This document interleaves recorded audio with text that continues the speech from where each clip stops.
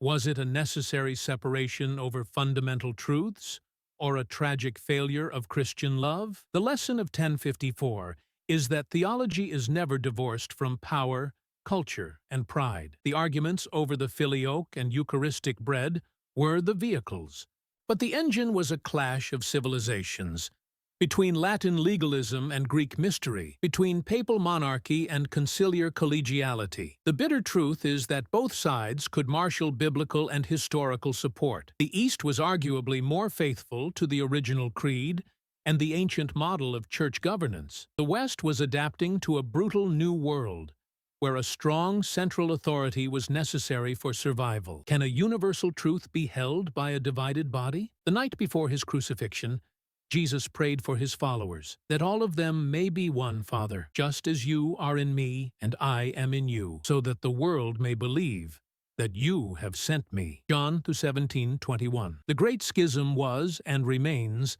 the most visible and lasting wound to that prayer for unity. It demonstrated that the gates of hell might not prevail against the Church, but the pride of its own princes could fracture it for a millennium.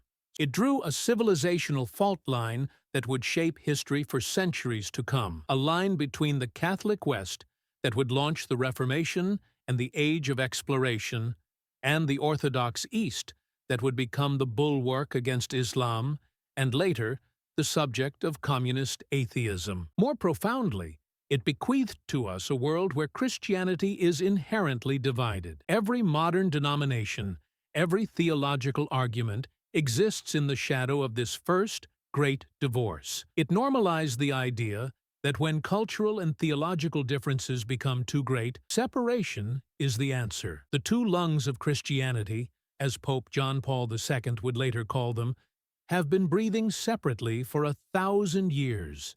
The Great Schism asks us whether they can ever breathe together again, and what the body of Christ has lost in its long, self-imposed isolation. Thank you for watching Hidden Histories.